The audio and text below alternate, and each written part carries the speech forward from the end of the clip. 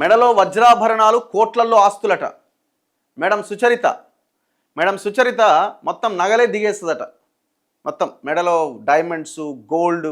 ఆమె ఎవరు అనుకుంటున్నారు? షామీర్పేట్లో తహసీల్దార్, ఎంఆర్ఓ. 50 కోట్ల ఆస్తులు సంపాదించింది ఆమె. ఒక్క ఎంఆర్ఓ 50 కోట్లు అంటే ఇక మొత్తం ఇక టేబుల్ కింద చేతులు పెట్టుడే. ఏది దొరుకుతుంది 10,000 నుంచి కూడా వదిలిపెట్టదు. 5,000, 10,000. అసలు ఒక ల్యాండ్ విషయంలో అయితే 30 లక్షలు మింగింది. ఏసీబీని ఆశ్రయిస్తే మొత్తం అంతా దొరికింది. మెడలో వజ్రాభరణాలు, కోట్లలో ఆస్తులు. షామీర్పేట్ తహసీల్దార్పై ఆదాయానికి మించి ఆస్తుల కేసు. ఇటీవల ఏసీబీకి పట్టుబడ్డ సుచరిత 4 చోట్ల సోదాలు చేసిరట. 5 కోట్లకు పైగా అక్రమాస్తులు, మార్కెట్ ధర 50 కోట్లకు పైన ఉందట.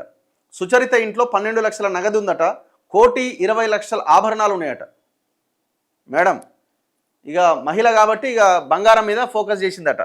మరి అది కూడా ఈమె కొన్నదా? పైసలు ఇస్తే ఎవడన్నా, లేదు డైరెక్ట్ బంగారమే అడిగేదో తెలియదు కానీ 1,20,00,000 ఆభరణాలు ఉన్నాయట. 1,20,00,000. బ్యాంకు ఖాతాలో 38 లక్షలు ఉన్నాయట. ఇటీవల 2 లక్షల లంచం తీసుకుంటూ పట్టుబడ్డ షామీర్పేట్ తహసీల్దార్ సుచరితపై ఏసీబీ అధికారులు ఆదాయానికి మించిన ఆస్తుల కేసు నమోదు చేసి గురువారం వివిధ ప్రాంతాల్లో సోదాలు నిర్వహించి భారీగా ఆస్తులు గుర్తించిరట. సుచరిత మెడలో ధరించే వజ్రాభరణాలు కూడా అక్రమ సంపాదనలో భాగమే అట. ఇప్పుడు ఆమె జీతం ఎంత ఉంటుందండి? 2 లక్షలు ఉంటుందా? 3 లక్షలు ఉంటుందా? నువ్వు మొత్తం కెరియర్ అంతా తీసుకున్నా, ఆ జీతాన్ని క్యాల్కులేట్ చేసినా, వాళ్ళ ఖర్చులు, కుటుంబం ఖర్చులు అంతా పోయినా మహా అయితే మొత్తం అంతా పోయేలోపు 1 కోటి 2 కోట్ల మిగిలాల. మహా అయితే ఎక్కువలో ఎక్కువ. మరి ఇప్పుడు ఈమె పీరియడ్ అయిపోకముందే ఇన్ని కోట్ల ఆస్తులు సంపాదించింది. ఎక్కడి నుంచి వస్తాయి ఇవన్నీ? దొంగ సొమ్ము. 11.94 క్యారెట్ల వజ్రాభరణం విలువ దాదాపు 15 లక్షలు ఉండొచ్చని తెలుస్తున్నదట. అంటే ఆమె మెడల్ వేసుకున్నదట. రోజు మెడల్ వేసుకొని తిరిగేది 15 లక్షలు ఉందట. గురువారం సుచరిత ఆమె బంధువులకు చెందిన 4 ఇళ్లలో ఏసీబీ అధికారులు సోదాలు నిర్వహించారు.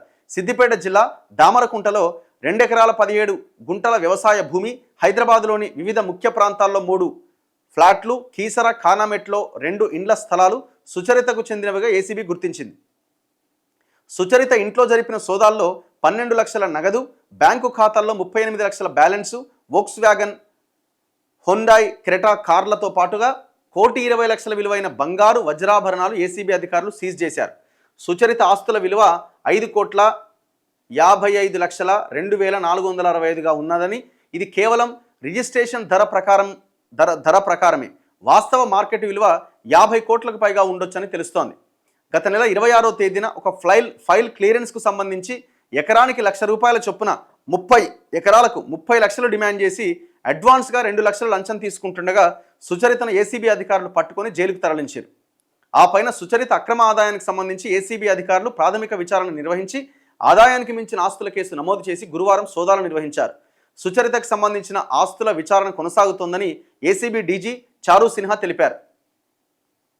సుచరిత ఏసీబీకి పట్టుబడ్డప్పటి నుంచి జిల్లాలోని రెవెన్యూ అధికారుల గుండెల్లో రైళ్లు పరిగెడుతున్నాయి. పలు మండలాల తహసీల్దార్ కార్యాలయాల్లో అధికారులు బిక్కుబిక్కుమంటూ విధులు నిర్వహిస్తున్నారు.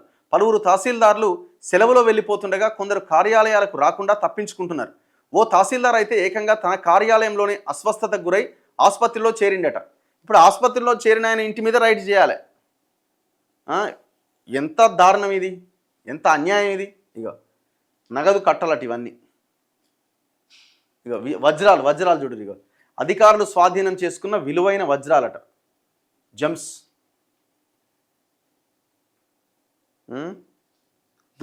గిట్ల తయారయ్యారు.